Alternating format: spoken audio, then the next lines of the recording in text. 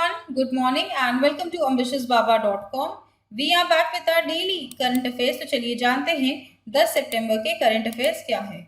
इसके अलावा अगर आपने हमारा weekly revision current affairs class miss किया है तो ऊपर आई बटन में आप उसे चेक कर सकते हैं। 200 प्लस का पार्ट 1 पढ़ाया था हमने संडे को। तो चलिए बढ़ते हैं आज के क्वेश्चंस की तरफ। पहला सवाल, नेशनल स्टैटिस्टिकल ऑफिस ने हाल ही में एक रिपोर्ट रिलीज की है जो कि है हाउस होल्ड सोशल कंजम्पशन, जिसमें राष्ट्रीय नमूना सर्वेक्षण के 75वें दौर के भाग के रूप में भारत में शिक्षा के अनुसार इनमें से किस स्टेट ने लिटरेसी रेट में 96.2% के साथ टॉप किया है। 5 ऑप्शन है हमारे पास। तो चलिए द आंसर इज ई केरला। केरला ने टॉप किया है in terms of literacy rate with 96.2%। चलिए जानते हैं डिटेल्स।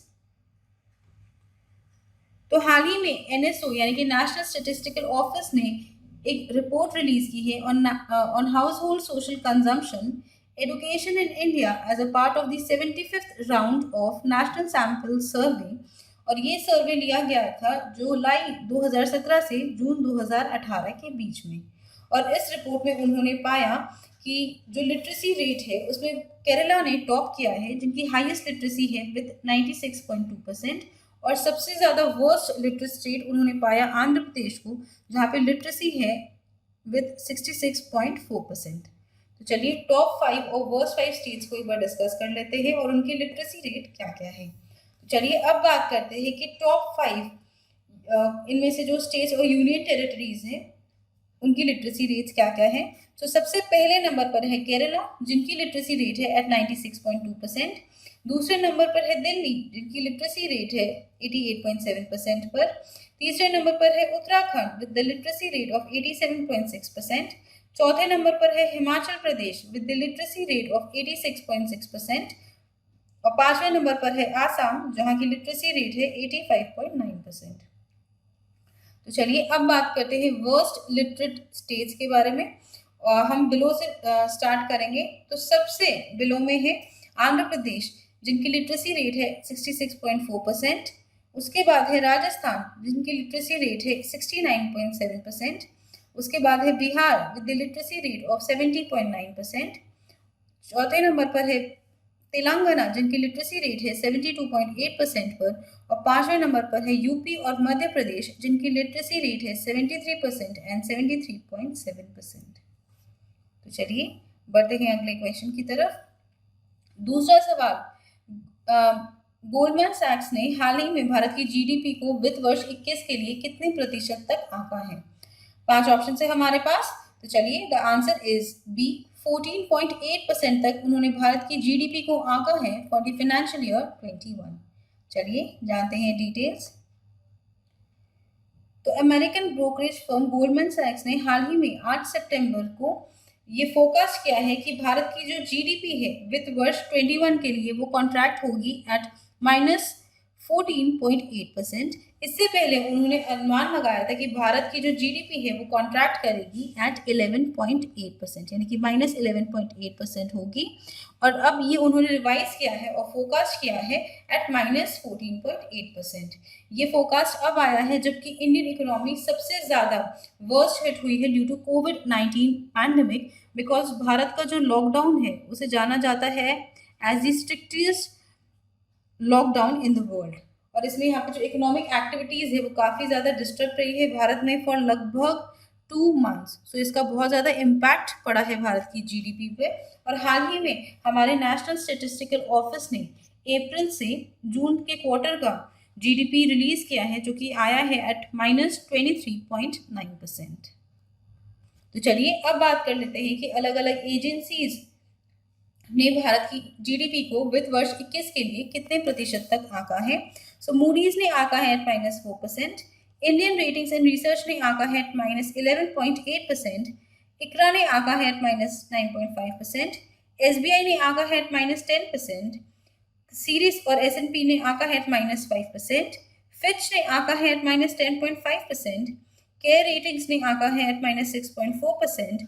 और FICCI ने आंका है एट -4.5%। चलिए बढ़ते हैं आगे तीसरे क्वेश्चन की तरफ।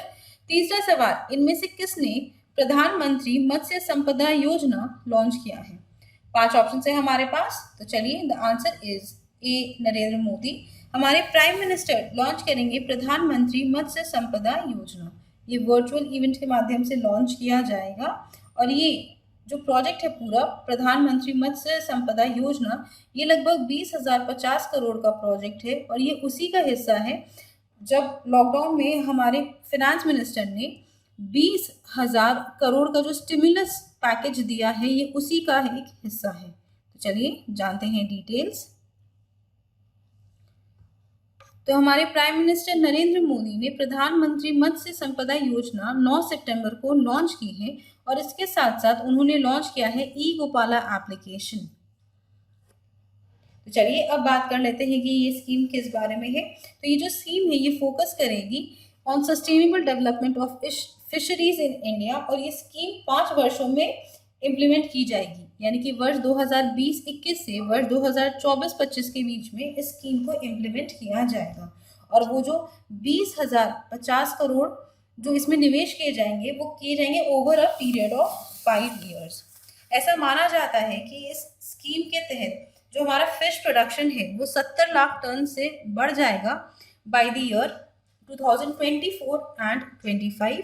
और इसके साथ साथ जो हमारे किसान फिश फार्मर्स हैं उनकी जो इनकम है वो डबल भी कर दी जाएगी और हमारा जो एक्सपोर्ट है फिश का वो वर्ष 2024-25 तक 1 लाख करोड़ का मार्केट हो जाएगा।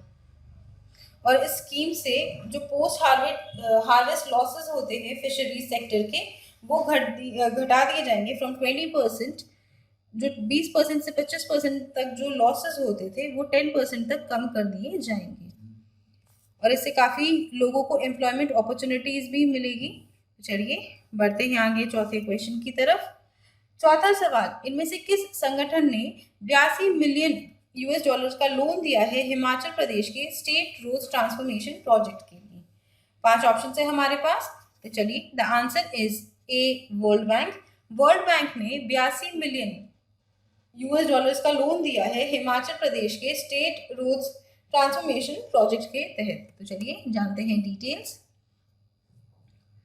तो हिमाचल प्रदेश की सरकार ने और वर्ल्ड बैंक ने हाल ही में 82 मिलियन यूएस डॉलर का एक लोन साइन किया है जिसके तहत जो हिमाचल प्रदेश का स्टेट रोड ट्रांसफॉर्मेशन प्रोजेक्ट है उसे सही ढंग से इम्प्लीमेंट किया जाएगा। ये जो फंड्स दिए जा रहे हैं इनका पर्पस यही है कि जो हिमाचल प्रदेश का ट्रांसपोर्ट सिस्टम है उसे और ज़्यादा मजबूत किया जाए और इसके साथ साथ जो रोड सेफ्टी इंस्टीट्यूशंस है हिमाचल प्रदेश के उन्हें भी इम्प्रूव किया जाए। ये जो फंड्स दिए जाएंगे इसे काफ़ी सारे चीज़ों में यूज़ किया जाएगा जिससे जो हमारी रोड्स की क्वालिटी है उसे और ज़्यादा अपग्रेड किया जाए और उसके साथ साथ कई सारे सेफ्टी मेजर्स रोड्स पे इंस्टॉल किए जाएं और उसके साथ साथ इमरजेंसी बैकअप जिसके तहत कोई भी एक्सीडेंट्स वगैरह हो वो काफ़ी टाइम तक जो भी ड्राइवर या फिर जो भी सफ़र कर रहा है उस एक्सीडेंट से उन्हें काफ़ी टाइम विदाउट केयर नहीं रहना पड़े। इसके लिए वो नियर बाय हॉस्पिटल से भी टाई अप रखेंगे और ऐसा सिस्टम इंस्टॉल किया जाएगा ताकि जैसे ही कोई एक्सीडेंट हो वो नियर बाय हॉस्पिटल में ले जाया जा सके और वहाँ पे उनका इलाज किया जा सके। इसके साथ साथ जो वहाँ की रोड्स की कंडीशंस है, सेफ्टी है, रेजिलियंस है और उनके जो इंजीनियर स्टैंडर्ड्स हैं उसे भी इम्प्रूव करने पर काम किया जाएगा। तो चलिए अब बात करते हैं कि हाल ही में वर्ल्ड बैंक ने वर्ष 2020 में कौन कौन से लोन्स और कितने कितने धनराशि के अमाउंट के सैंक्शन किए हैं भारत को। तो 250 मिलियन यूएस डॉलर का उन्होंने लोन दिया था तमिलनाडु के हाउसिंग सेक्टर को। इसके साथ 500 मिलियन यूएस डॉलर का उन्होंने लोन दिया था जिसके तहत भारत के 6 इंडियन स्टेट्स में क्वालिटी और governance of school education improve की जा सके।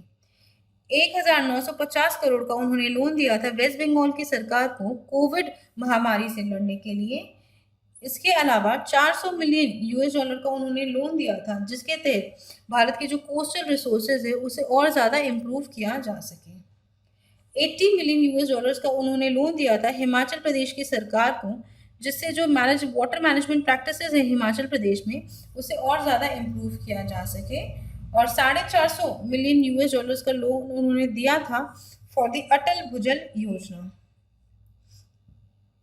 उसके बाद उन्होंने 88 मिलियन यूएस डॉलर्स का लोन दिया था, जिसके तहत आसाम का जो पैसेंजर फेरी सेक्टर है उसे और ज़्यादा मॉडर्नाइज बनाया जा सके। और 210 मिलियन यूएस डॉलर्स का लोन दिया गया था महाराष्ट्र के एग्रीकल्चर और रूरल ट्रांसफॉर्मेशन प्रोजेक्ट के तहत।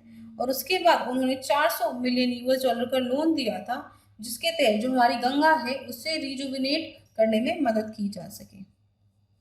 चलिए बढ़ते हैं अगले क्वेश्चन की तरफ। पांचवा सवाल, इनमें से किस बैंक ने हाल ही में signature Visa debit card launch किया है अपने अफ्लुएंट और हाई नेटवर्थ इंडिविजुअल्स के लिए? 5 ऑप्शन है हमारे पास। तो चलिए, the answer is B, bank of India. Bank of India ने हाल ही में signature Visa debit card launch किया है अपने अफ्लुएंट या फिर हाई नेटवर्थ इंडिविजुअल्स के लिए। चलिए जानते हैं डिटेल्स।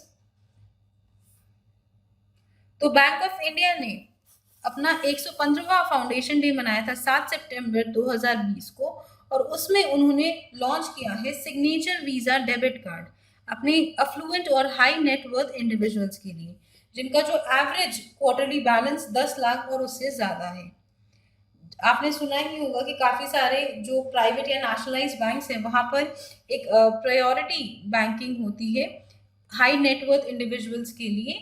तो वैसा ही सिमिलरली उन कैटेगरी के लोगों के लिए बैंक ऑफ इंडिया ने लॉन्च किया है सिग्नेचर वीजा डेबिट कार्ड। तो चलिए अब बात करते हैं कि इसमें क्या क्या फैसिलिटीज है।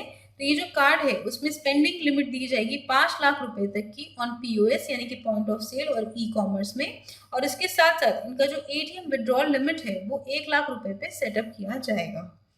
इसमें और कई सारे कॉम्प्लीमेंट्री फीचर्स है, जैसे कि जो एयरपोर्ट्स पे लॉन्च है वो एक्सेस कर सकेंगे 2 बारी प्रति क्वार्टर, यानी कि 3 महीने में वो 2 बार लॉन्च एक्सेस कर सकेंगे अगर उनके पास सिग्नेचर वीजा डेबिट कार्ड है।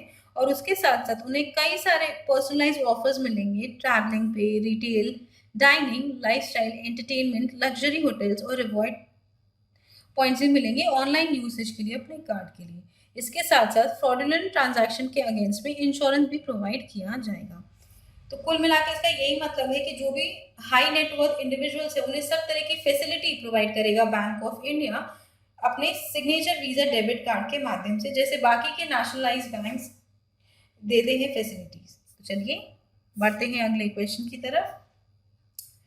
छठा सवाल, हाल ही में हमारे रिजर्व बैंक ऑफ इंडिया ने under the banking regulations act 1949 इनमें से किस पेमेंट बैंक के बैंकिंग ऑपरेशन पर प्रतिबंध लगाया है? 5 ऑप्शन है हमारे पास। तो चलिए, the answer is C, Aditya Birla Idea payment bank के बैंकिंग ऑपरेशंस पर आरबीआई ने रोक लगाई है। तो चलिए जानते हैं डिटेल्स। तो रिजर्व बैंक ऑफ इंडिया ने जो Aditya Birla idea payments bank है उसके बैंकिंग ऑपरेशंस पर रोक लगाई है under the banking regulations act of 1949, और ये इसका इमीडिएटली इफेक्ट रहेगा जुलाई 28, 2020 से। चलिए अब बात करते हैं कि डिसीजन क्यों लिया गया था। तो ये डिसीजन लिया गया था जब Aditya Birla idea payments bank के कुछ अनएंटिसिपेटेड यानी कि बिना कुछ एक्सपेक्टेड डेवलपमेंट्स हो गए थे, और उसके बाद उनका जो ये इकोनॉमिक मॉडल है बैंकिंग सिस्टम का वो अनवायबल हो गया था। उनका पूरा का पूरा बिजनेस लैंडस्केप चेंज हो गया था, और ये देखा गया था वोडाफोन आइडिया लिमिटेड ने लास्ट ईयर जो जुलाई में एक रेगुलेटरी फाइलिंग की थी उसमें।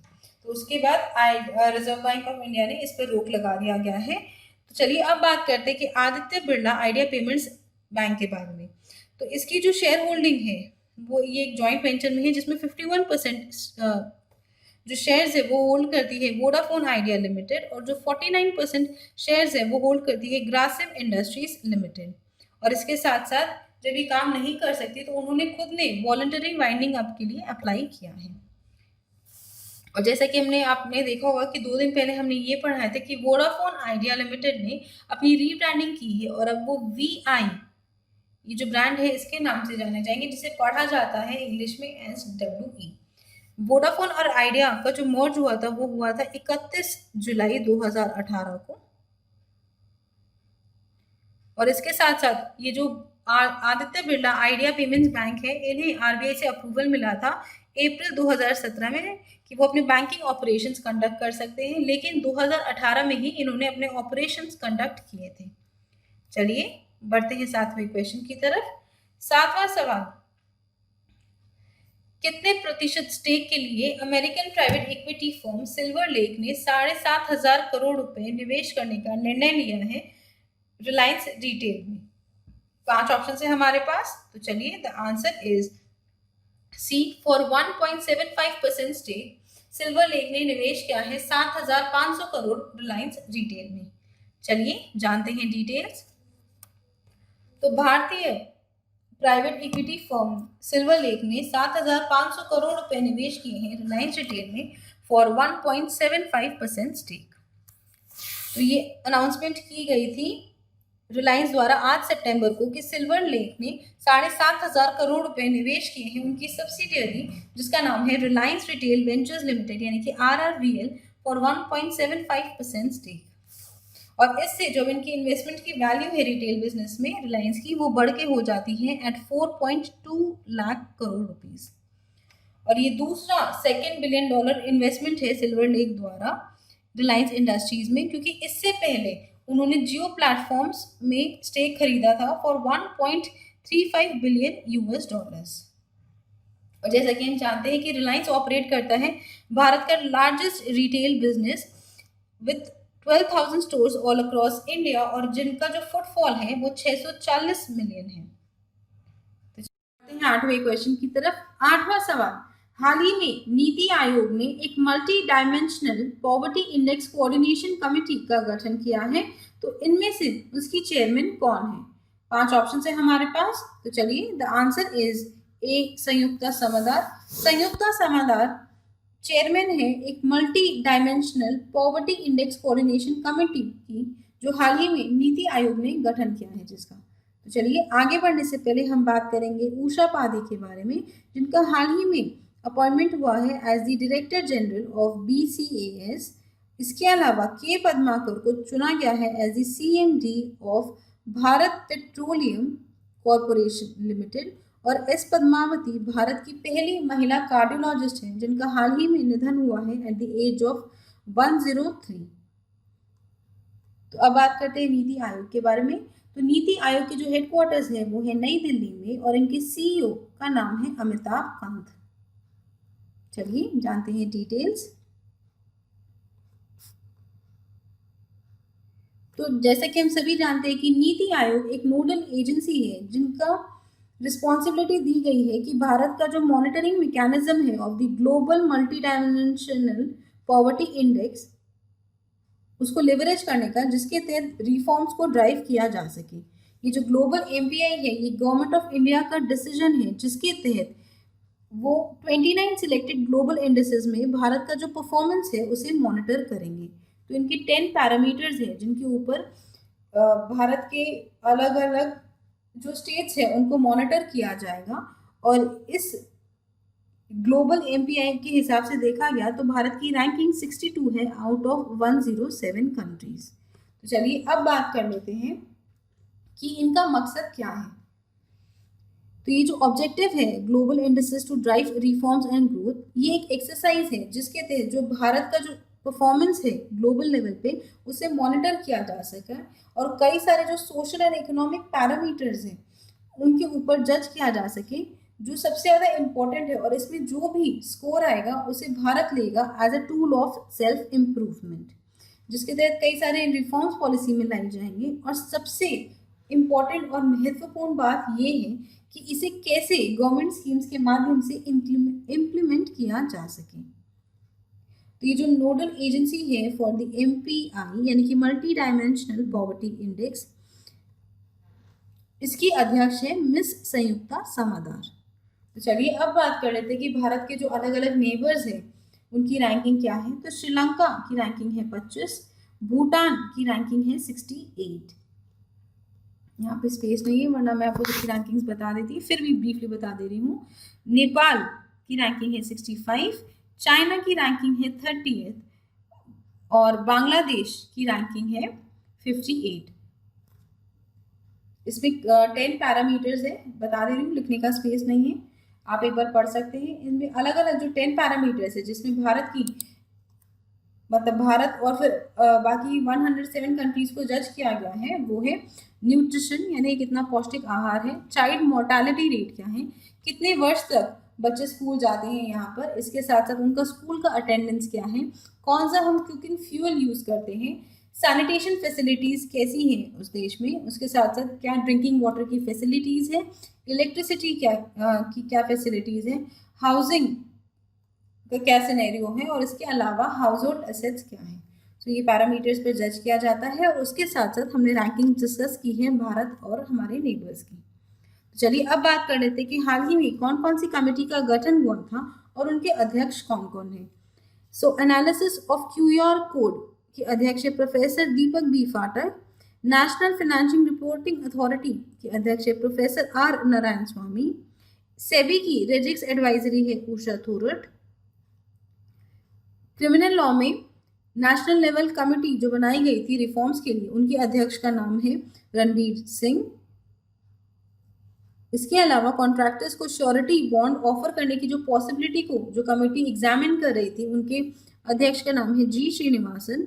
लोन रिस्ट्रक्चरिंग के लिए पैरामीटर्स बनाने वाली कमेटी के अध्यक्ष थे के बी कामत, और जो कमेटी बनाई गई थी जो बिजनेस रिस्पॉन्सिबिलिटी रिपोर्टिंग करेगी, उसके अध्यक्ष का नाम था राजेश वर्मा। चलिए बढ़ते हैं आगे 9वें क्वेश्चन की तरफ। 9वां सवाल, International Day to Protect Education from Attack is observed every year on which day. 5 option है हमारे पास, तो चलिए द आंसर इज ई। 9 सितंबर को मनाया जाता है हमले से शिक्षा की रक्षा के लिए अंतर्राष्ट्रीय दिवस। चलिए जानते हैं डिटेल्स। तो हर साल International Day of to Protect Education from Attack globally मनाया जाता है 9 सितंबर को, और पहली बार ये मनाया जा रहा है वर्ष 2020 में। इस दिन को मनाने का मकसद यही है कि ये कंसर्न जताता है कि कैसे जो वायलेंस है उसका कंटिन्यूड वायलेंस का जो इफेक्ट है बच्चों पर वो क्या पड़ता है, और उसके साथ साथ उनकी जो एबिलिटी है कि वो कैसे एजुकेशन को एक्सेस कर सकते हैं, और उसके साथ साथ जो कॉन्सिक्वेंसेस जिसमें स्पेशल अटेंशन चाहिए होती है वो सब कैसे फेस कर रहे हैं, कैसे हमें बहुत ज़्यादा ज़रूरी है कि हम अपनी शिक्षा को बचा सकें अटैक से, ताकि जो बच्चे जो शिक्षा पाना चाहते हैं, अपनी ज़िंदगी को बेहतर करना चाहते हैं, उनके लिए क्या क्या सिचुएशंस हम क्रिएट कर सके, क्या ऐसा माहौल बना सके कि उन बच्चों को डिप्राइव नहीं होना पड़े अपने एजुकेशन के लिए due to attack from various sources. चलिए बढ़ते हैं आगे 10वें क्वेश्चन की तरफ। 10वां सवाल, लोकप्रिय अभिनेता जयप्रकाश रेड्डी का हाल ही में निधन हो गया, वो किस राज्य को बिलोंग करते थे।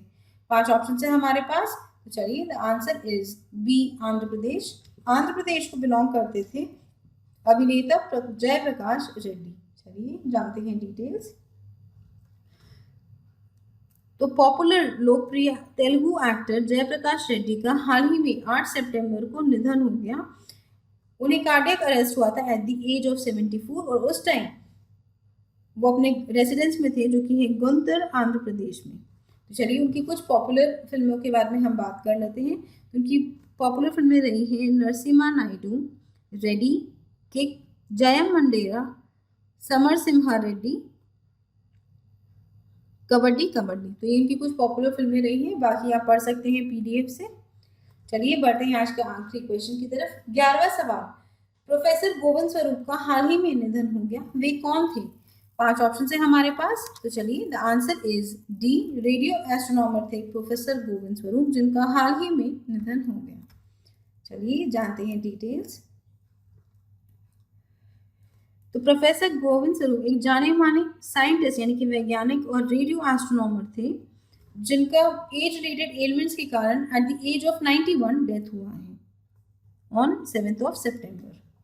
तो चलिए अब बात कर लेते हैं उनके कॉन्ट्रीब्यूशंस क्या रहे हैं। तो प्रोफेसर स्वरूप फाउंडिंग डायरेक्टर थे of the National Centre for Radio Astrophysics of the Tata Institute of Fundamental Research, और इसके साथ साथ उन्हें father of Indian radio astronomy से भी जाना जाता था। तो चलिए with this we come to the end of today's class. I hope आपको ये वीडियो पसंद आया हो। अगर ये वीडियो पसंद आए तो इसे लाइक कीजिए, अपने दोस्तों के साथ शेयर कीजिए, और हमारे चैनल एम्बिशियस बाबा को सब्सक्राइब जरूर कीजिए। Also please visit our website test.ambitiousbaba.com, जहाँ पर आपको कई सारे ऑनलाइन मॉक टेस्ट मिल जाएंगे। इस वेबसाइट पर जाकर आप अपना डिजायर्ड मॉक टेस्ट परचेज कर सकते हैं और उसके बाद आप उसे एक्सेस कर पाएंगे 24/7 अपने अकाउंट पे। इसके अलावा कोई कंप्लेंट्स हो, कोई सजेशंस हो तो हमें नीचे कमेंट करके ज़रूर बताइएगा, हमें उसका इंतज़ार रहेगा। टिल देन मैं आपसे मिलूंगी अगले दिन with a new video and a new set of questions. Thank you friends, that's all for today and have a great